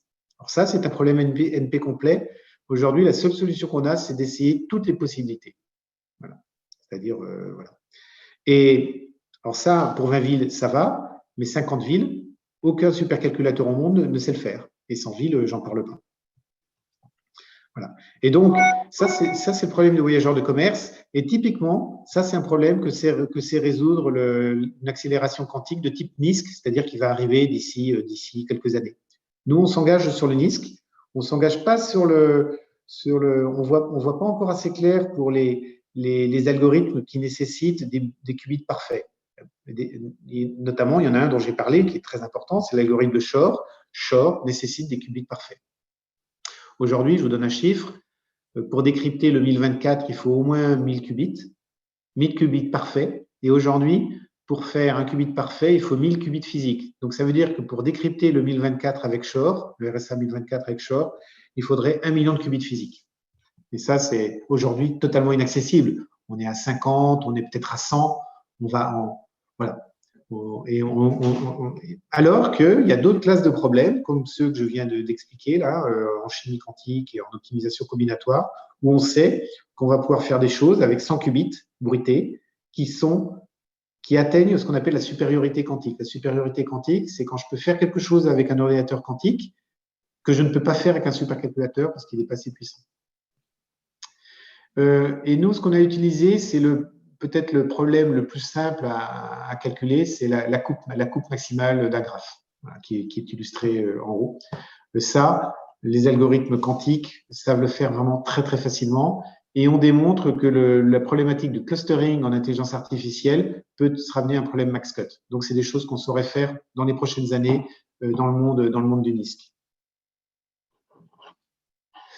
Voilà un peu les applications. J'ai encore un petit peu de temps avant de passer à une discussion si vous le souhaitez. Ça, c'est des applications qui ont été un peu répertoriées sur le quantum, mais qui mélangent le NISQ et les qubits parfaits. Donc, il faut faire un petit peu la part des choses. Je pense que c'est des choses dont on a déjà parlé dans le domaine financier, l'optimisation de portfolio. Ça, c'est quelque chose qui pourrait être fait en NISQ. Puisque ce qui marche bien en NISQ dans l'optimisation combinatoire, c'est ce qu'on appelle la ressource scheduling. Quand j'ai un certain nombre de ressources et que je veux optimiser l'utilisation de ces ressources, qu'elles sont nombreuses, qu'elles ont des paramètres un peu compliqués. Généralement, quand je rajoute une ressource, je multiplie par 2 la taille du problème. Typiquement, ça, c'est un problème qui peut être résolu par du NISQ et sur lequel on n'a pas de souci d'un grand nombre de données pour faire l'optimisation de portfolio. Risk assessment, c'est pareil. EDF travaille sur du risk assessment en utilisant du NISQ. Cryptocurrency, alors je ne sais pas très bien, moi je connais un petit peu les blockchains, etc. Je pense qu'on est plutôt à l'inverse de savoir si les blockchains sont fragiles par rapport à des attaques quantiques. Donc moi, je vous ai donné ma réponse un petit peu sur le sujet tout à l'heure. Les principaux sujets qui vont marcher vite aujourd'hui dans le domaine financier, c'est vraiment portfolio optimization et risk assessment. Ça, on sait que ça va venir assez rapidement. Sinon, il y a dans les autres domaines où vous avez l'autre grand domaine qui va bien fonctionner, c'est tout ce qui est chimie. Donc, c'est tout le healthcare, genomics, protein folding, drug discovery, tout ça, recherche de médicaments, protein folding, vous savez, c'est le repliement des protéines. Les protéines, ce sont des énormes molécules qui au moment où elles se développent, elles prennent une position spatiale. Et cette position spatiale est très importante de savoir dans quel sens elles se tordent, parce que c'est de là que viennent ensuite les propriétés chimiques. Donc, le repliement des protéines, c'est un problème que le quantique va pouvoir adresser. Le génomique, ça présente aussi des risques, parce que le génomique, c'est comme… c'est des 0 et des 1, en fait. Hein. Oui. Oui, tout à fait. Ouais. Ben, il y a des gens qui travaillent sur qu'est-ce que le quantique peut amener au génomics. Moi, je n'ai pas de réponse là. On n'est pas forcément dans l'optimisation combinatoire, donc je ne sais pas. Je ne sais pas répondre là, mais je pourrais me renseigner s'il le fallait. Enfin, c'est pas directement l'objet des actuaires, mais via la santé, on s'intéresse un petit peu à ces choses-là. Le portfolio, enfin l'optimisation, les robots. Je vois dans les véhicules autonomes, vous avez oui, alors il y a un exemple très sympa sur lequel on travaille avec EDF d'ailleurs. C'est l'optimisation des recharges de batterie. Vous voyez, j'ai une flotte de véhicules autonomes dans une ville. Imaginons, j'ai une centaine de véhicules. Imaginons que dans ma ville, j'ai 5 stations de recharge. Hein, eh bien, ou 10, hein, admettons, 100 véhicules, 10 stations de recharge. Si je veux, sachant qu'un véhicule, il met quand même pas mal de temps à se recharger, en fonction de la position du véhicule, en fonction du niveau de sa batterie, en fonction de la capacité de la station de recharge à recharger, on regarde l'utilisation du quantique. Ça devient un problème d'optimisation combinatoire que d'essayer de minimiser les files d'attente. Voilà. Si j'ai un algorithme extrêmement primitif, je vais avoir des files d'attente importantes aux stations de recharge parce que ça prend toujours un peu de temps pour charger une voiture électrique. Donc, on compte sur le quantique pour trouver la meilleure optimisation, c'est-à-dire ce qu'on imagine, c'est que le véhicule autonome, à un moment, bon, peut-être qu'il ne sera pas forcément à 0 ou à 10%, il sera peut-être à 40%. On va lui dire, il faut se diriger vers telle station de recharge. Voilà, il y a une place tout de suite et ça nous permettra d'être tranquille. Vous voyez, voilà. Donc EDF travaille dans le cadre de la voiture autonome, travaille sur un problème qui est lié à la voiture autonome, qui est ce qu'on appelle le smart charging.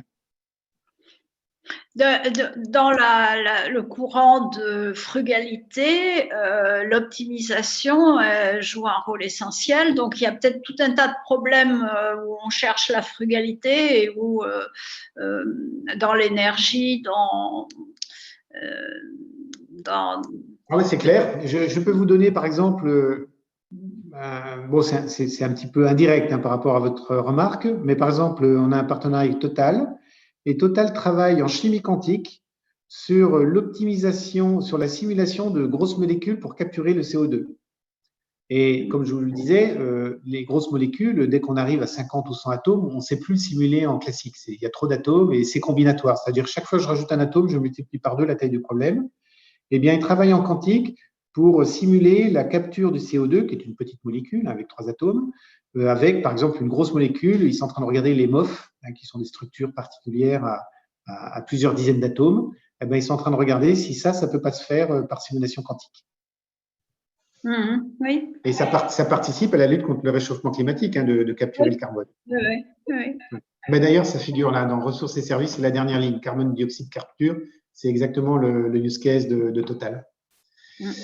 Et enfin, je voulais finir avec un projet qu'on a mené qui s'appelle NISC, qu'on a mené sur lequel on a été financé par la Commission européenne dans le cadre du Quantum Flagship.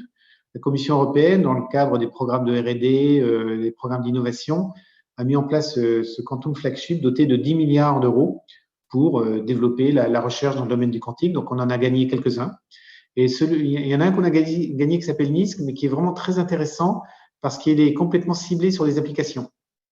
Aujourd'hui, la recherche, c'est beaucoup sur le hardware.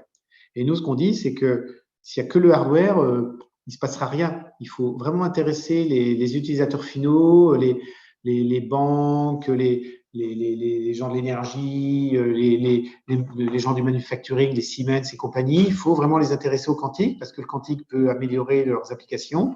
Et donc, c'est comme ça qu'on développera le business du quantique et qu'on aura plus de budget pour la recherche.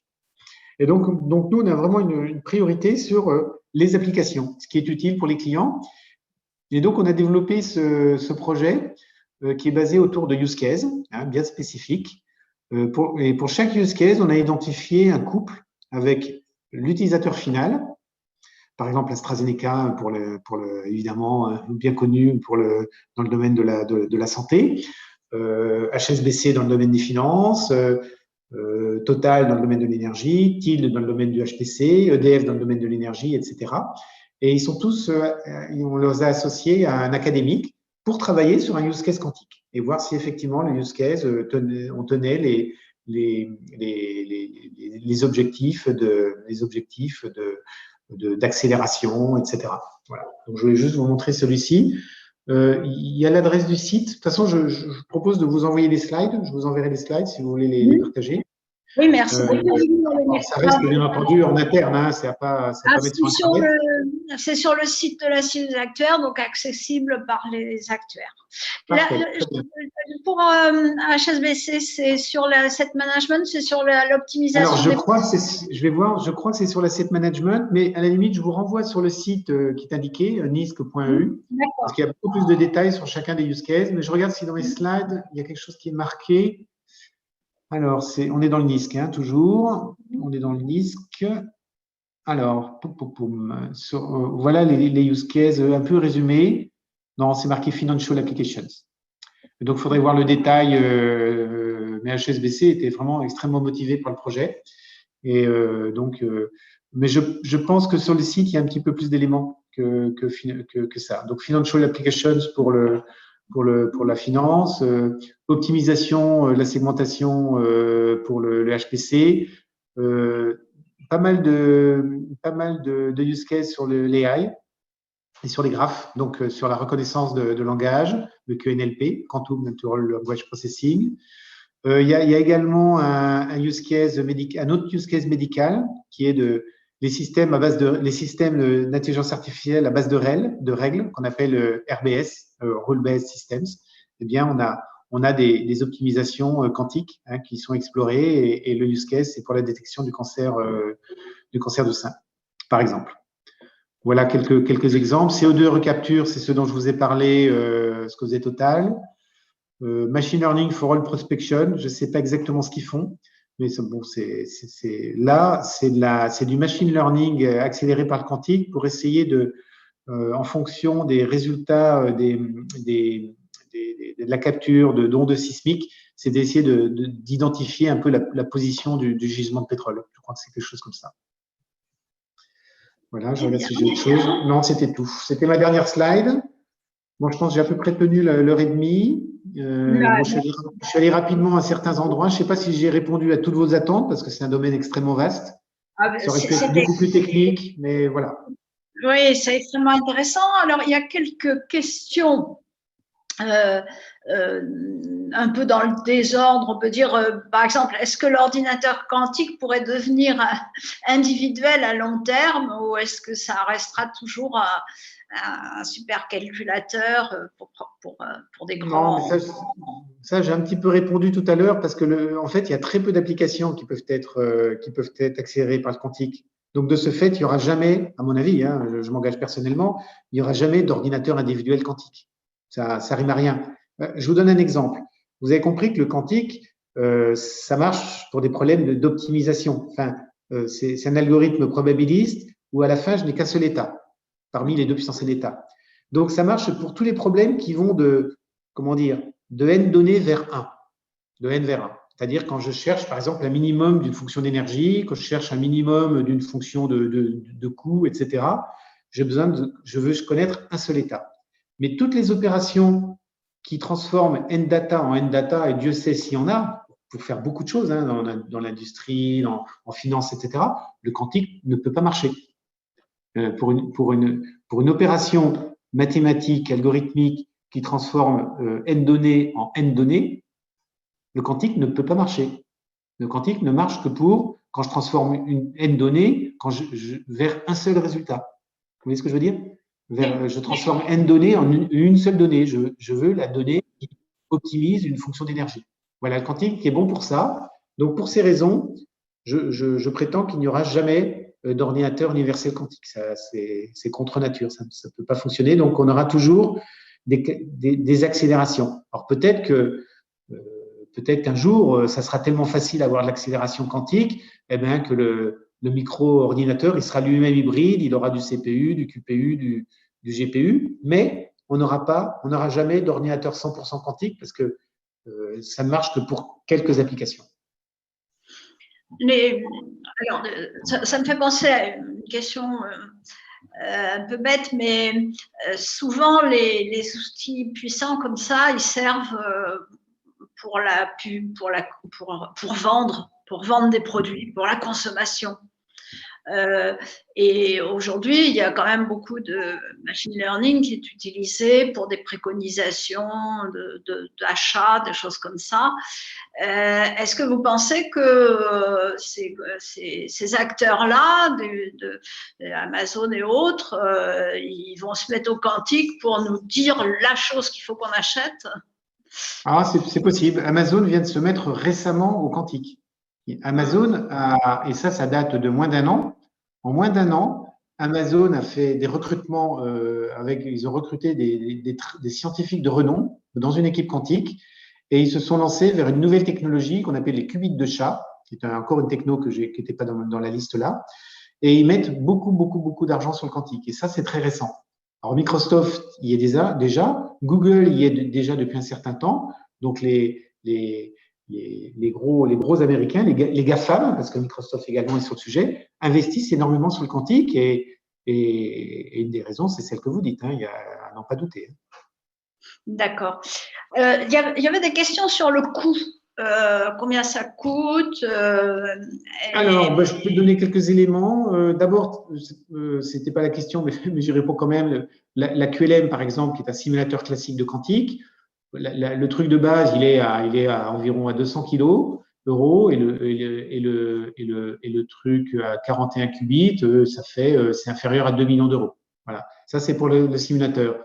Aujourd'hui, pour les accélérateurs, mais plutôt des protos, c'est-à-dire pas un truc complètement fiable, industrialisé, parce qu'aujourd'hui ça n'existe pas, mais un proto, je dirais que c'est de l'ordre de quelques millions d'euros. C'est un petit peu ce qu'on. On est Atos, c'est très investi dans le plan quantique français, et donc ça fait partie des choses qu'on regarde. Typiquement, c'est quelques millions d'euros. Un accélérateur quantique prototypal, c'est quelques millions d'euros. Ensuite, si on veut un projet un peu général, ça sera sans doute plus cher, évidemment. Très bien. Alors, qu'est-ce qu'il y avait comme question? Il y en avait une que je vais lire. Je ne sais pas si vous pouvez les lire, qui parle. Non, mais je les vois, les questions. Il y en a une qui est très bonne, c'est sur la QLM. C'est une très bonne question, parce qu'effectivement, la QLM permet de simuler des bons résultats des algorithmes quantiques. Et même la QLM, ce qu'elle fait, que ne fait pas un ordinateur quantique, c'est que pour chaque état, elle calcule la probabilité. À la fin, j'ai la valeur de la probabilité de chaque état. Et ça, c'est beaucoup plus d'informations qu'un ordinateur quantique sur lequel j'ai juste la mesure et il y en a un seul qui sort, le plus probable. Alors, par contre, la question est bonne parce que la QLM, elle est limitée en nombre de qubits. Et en fait, en dessous de, il y a une zone un petit peu intermédiaire entre 40 et 60 qubits. On peut dire que là, en dessous de 40 qubits, le classique est toujours meilleur.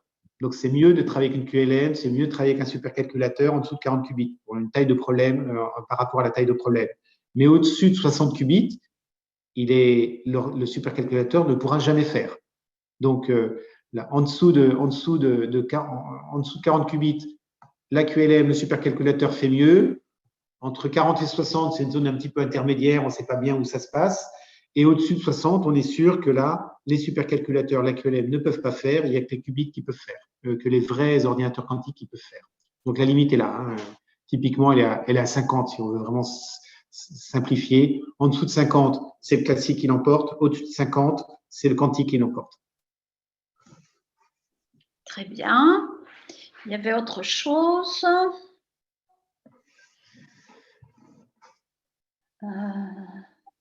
Mais l'économie de coût, elle est à comparer à ce que je disais tout à l'heure. Hein. Si je sais faire quelque chose sur un ordinateur quantique qui fait 10 kilowatts, que jusqu'à présent, je faisais tourner sur un supercalculateur qui fait 20 mégawatts, on voit bien l'économie. C'est une économie d'énergie, c'est une économie financière, c'est une économie de CO2.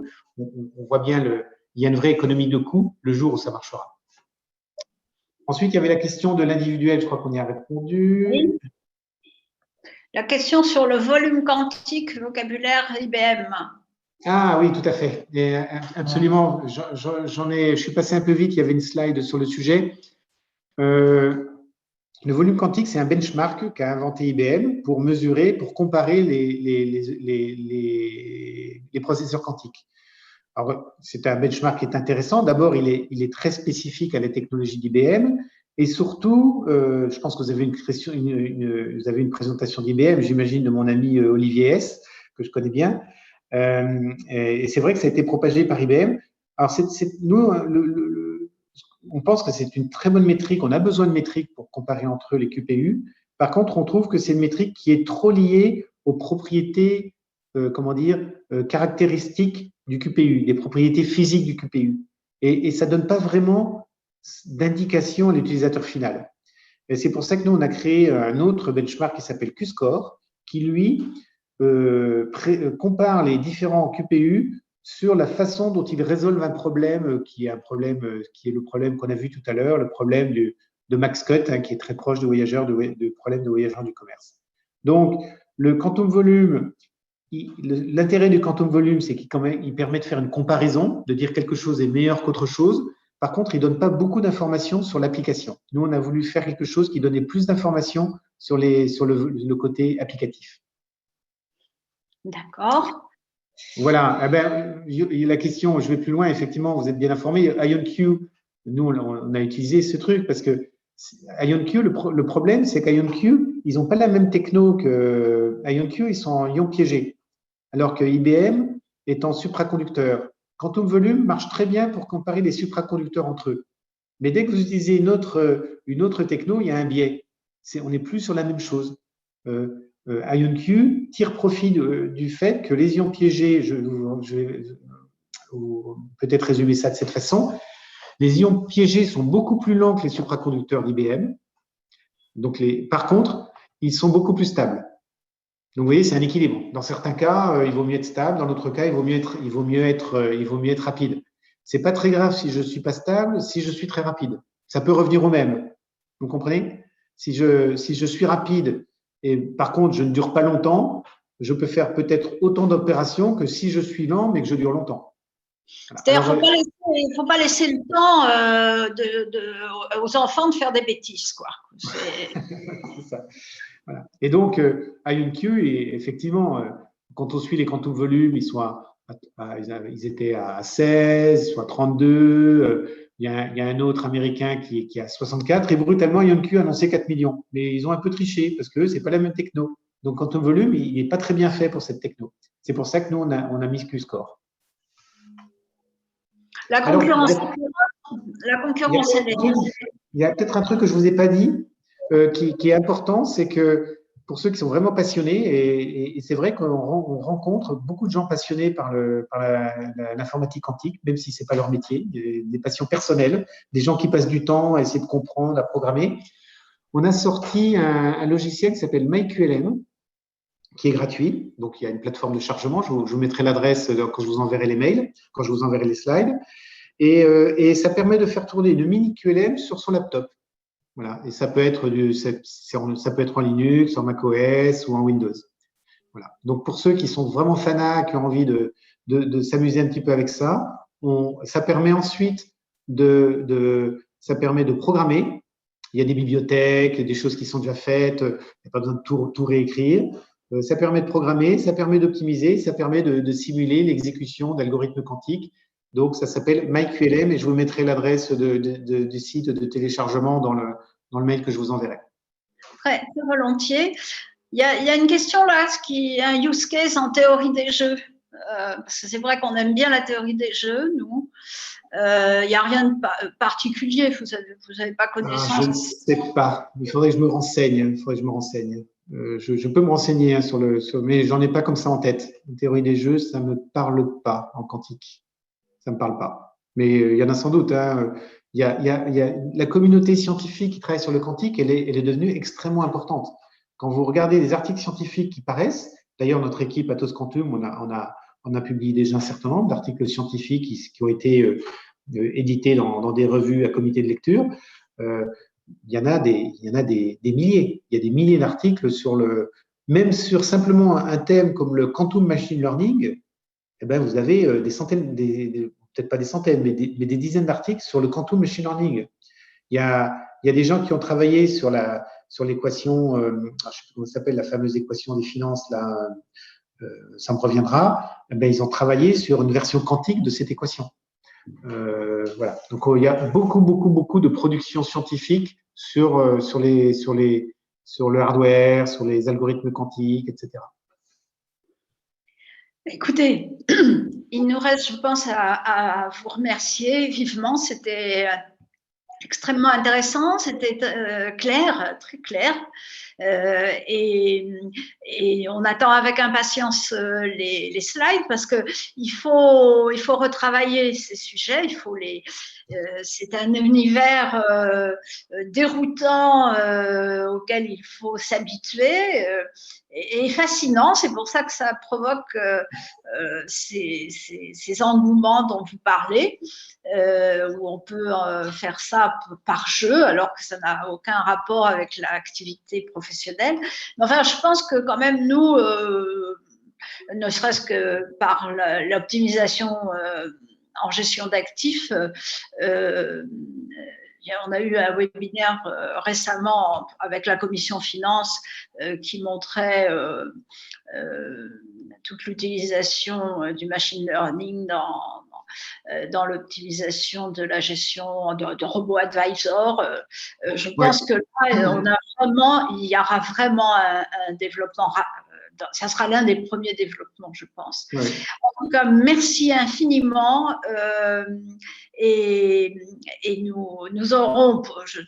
Excusez-moi, j'interviens. Je vois encore une dernière question à laquelle je n'ai pas répondu. C'est sur les langages. On a effectivement développé un langage de niveau élevé qui s'appelle PyHakazen, qui est basé sur Python. Donc, c'est Python. Donc, on programme en Python. Donc, la QLM, c'est du Python. Plus des instructions quantiques qui viennent se rajouter, qu'on sait compiler. Voilà, pour répondre à la question qui était posée. Donc, pas besoin d'autre chose que ce qui est déjà disponible sur la QLM. Si on télécharge Python, c'est bon. Non, vous l'aurez dans le téléchargement de MyQLM. Mais tous ceux qui ont l'habitude de programmer en Python ne sauront pas, se retrouveront dans un milieu connu. Voilà. Très bien. Eh bien, merci. Et on vous souhaite donc une très bonne soirée. Et vraiment, merci. On regardera avec beaucoup de plaisir et d'attention vos slides et les références que vous nous avez promises. Très bonne soirée. Merci. Merci beaucoup. Donc, j'étais ravi de cette présentation. Au revoir et je reste disponible pour des questions. Au revoir.